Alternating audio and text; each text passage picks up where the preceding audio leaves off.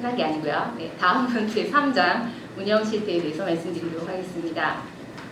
네, 운영 실태는 다음과 같이 나뉘어지고요. 25호 관리소 같은 경우는 국가안전보위부 관할로 이때까지 알려졌었는데요. 저희가 만난 증언자 한 분이 인민보안부 산하라는 분이 계셔가지고 이거에 대한 추후 검증이 필요합니다. 예, 경비 체계는 다음과 같습니다. 이것도 넘어가도록 하겠습니다. 그림으로 형상화한 경비 체계입니다. 예, 한번 그 그림이 다 안에 있으니까 자세히 한번 살펴보시고요. 예, 이렇듯 경계를 삼엄하게 지키는 데에는 첫째, 수감자들의 탈출을 막고 둘째, 외부인의 접근을 막는 두 가지 용도가 있습니다. 이렇듯 관리소의 존재 자체가 북한으로서는 알기 꺼려지는 존재입니다. 정치범 수용소는 외부 경비뿐만 아니라 내부 관리도 굉장히 철저한데요. 교화소와 같이 수감자가 수감자를 관리하는 시스템으로 되어 있습니다. 수감자를 통제하는 두 번째 방법은 외부인의 차별적으로 정보원을 활용하는 것이고요. 세 번째는 차별적으로 보상하는 제도, 네 번째는 연대적 책임, 다섯 번째 통제 방법은 생활총화 같은 조직 생활입니다. 이 모든 사회에 법과 규칙이 있죠. 그것처럼 정치범 수용소에도 수칙이 있는데요. 먼저 관리자들의 수칙입니다. 관리자들은 그 교육을 받을 때 정치범을 주적으로 교육을 받습니다. 그리고 그들에게 적개심을 가지도록 강요를 받는데요. 또 그 정치범들은 자랑스러운 조선민주주의 인민공화국을 감히 버린 세상에도 둘도 없는 나쁜 놈이라고 이렇게 교육을 받기 때문에 양심을 가지고 대하지 말라고 그런 식으로 교육을 받게 됩니다. 그래서 이러한 이제 백그라운드를 알고 계시면은 다음의 수칙들을 잘 이해하실 수 있습니다. 수감자의 수칙은 관리자들의 수칙과 반대입니다. 먼저 수감자들에게 관리자는 맹종의 대상이며 따라서 절대 복종해야 합니다. 또한 자신의 과오 아닌 과오를 깊게 뉘우쳐야 하죠. 14호 관리소에서는 이러한 사소한 수칙들을 어기기만 해도 사살된다는 수칙이 있었다고 합니다. 구체적인 처벌 내용을 보면 다음과 같습니다. 처벌은 대부분 직결적으로 이루어지고요. 서류에 서명하는 행정 절차가 있기도 하고 공식 재판이 있기도 했는데 이 두 경우에도 그 내용을 들어보면 매우 형식적입니다. 그리고 처벌 내용은 여기 다 보시는 것처럼 굉장히 다양한데 한번 눈으로 빠르게 스캔을 해주시고요. 예, 처벌의 이유가 있는 경우도 있지만 그 이유를 알 수 없거나 임의적으로 사살당하기도 하고 생체 실험장에 끌려가기도 합니다. 이렇게 통제된 공간에서 정치범들은 죽도록 일만 하게 되는데요. 이들이 생산하는 물품은 굉장히 다양하고 그 생산 시설도 그 지역 특색에 맞게 맞추어져 있습니다. 단 공통점은 수감자들에게 돌아가는 몫은 매우 미미하고 그 관리자들과 외부로 반출되는 양이 절대적이라는 것이죠.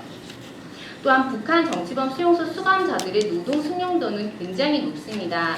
유아를 제외한 전 수감자가 아주 긴 시간 동안 노동에 투입이 되기 때문에 그 북한 전체 생산물에서 수용소 생산물이 차지하는 비율은 상당히 높을 것으로 추정되고 있습니다.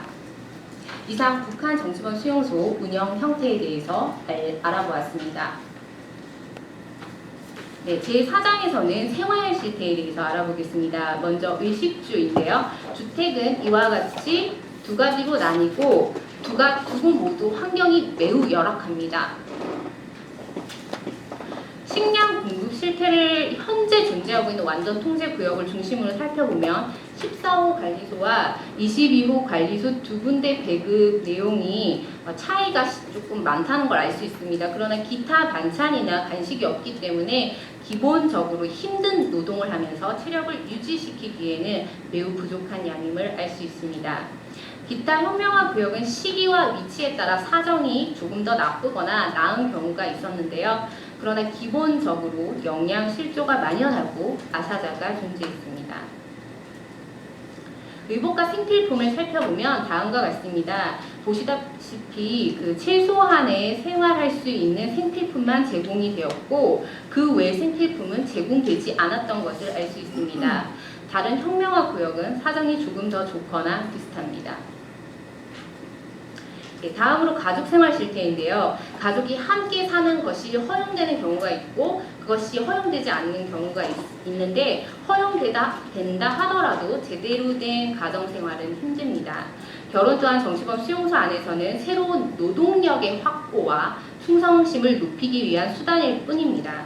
결혼을 하기 위해서는 다음과 같은 조건들을 갖추어야 합니다. 가족 생활을 하면서 임신을 한 경우 출산을 하거나 출산을 하거나 임신을 하는 경우도 출산을 허용하거나 처벌하는 경우로 나뉘어지는데요.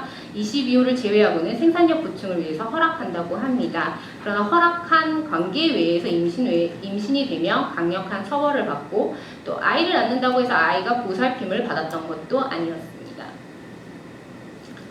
보건의료 실태를 보시면 간단한 치료는 받을 수 있지만 중증이나 외상이 심각한 경우는 치료를 받기 힘들고요. 여기 보시는 것 같이 이러한 영양 부족으로 인한 질병이 많았고 외상도 많았는데 이러한 질병으로 사망하는 사망자들도 많았습니다. 강제 노동 실태를 보면 완전 통제구역 2군데 모두 생산력 증대에 목표를 두고 있습니다. 노동시간은 최소 10시간 이상이고 휴일은 드뭅니다. 성인뿐만 아니라 약자인 어린이와 노인에게도 강도 높은 노동이 부과가 됩니다. 교육 또한 생산에 초점이 맞추어져 있습니다. 특히 완전 통제구역에서는 이러한 목적이 더욱 뚜렷하여 혁명사상 같은 정치 사상 교육은 전혀 없었다고 합니다. 이상 정치범 수용소 생활실태에 대해서 말씀드렸습니다.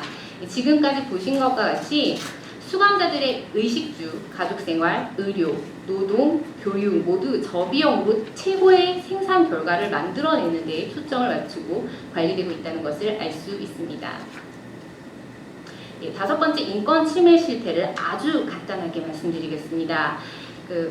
수용소에서의 일상생활 자체가 인권 침해의 연속이라고 할 수 있습니다. 비위생적인 환경 속에서 방치하며 굶주림, 중노동, 공포심에 시달리는 관리소의 수감자들은 점점 정서적으로 메마르고 인간성을 상실해 가는 것이지요.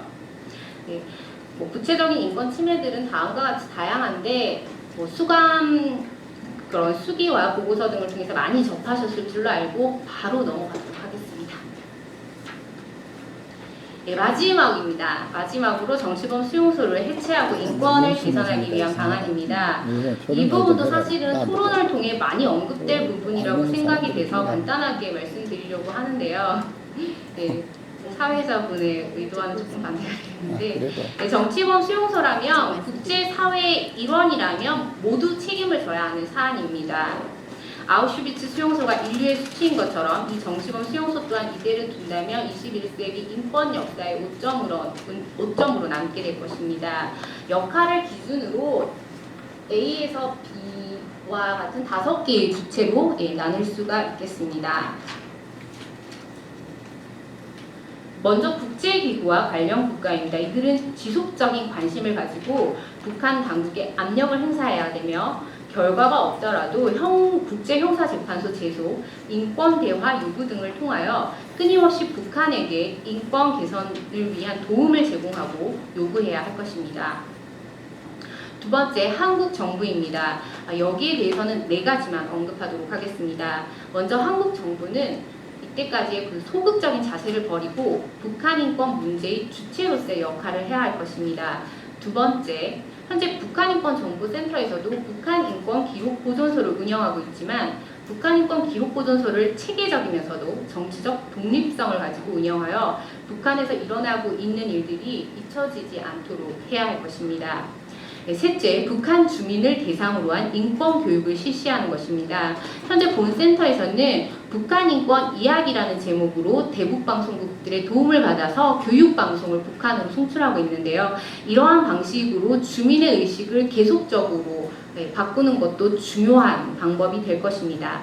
마지막으로 이러한 것들이 제대로 실천될 수 있도록 북한 인권법과 같은 법률 제도적 환경도 구축되어야 할 것입니다. 세 번째, 국내외 인권 NGO들의 역할입니다. 국내외 인권 NGO들은 기존에 해오던 역할들을 충실히 하면서도 인권 피해자들이 자활할 수 있도록 지원하는 사업을 병행해야 할 것입니다. 하지만 무엇보다도 정치범 수용소가 해체되기 위해서는 북한 정부의 역할이 가장 큽니다. 왜냐하면 북한 정부는 가해자이면서도 해결의 열쇠를 쥐고 있는 당사자이기 때문이죠. 이제 제가 제언하는 방법은 여러 가지가 있는데, 물론 다음과 같은 내용을 하라고 해도 뭐 듣지는 않겠죠. 하지만 저희가 해야 되는 것은 꾸준히 요구하는 것입니다. 이상으로 저의 발표를 마치도록 하겠습니다. 감사합니다.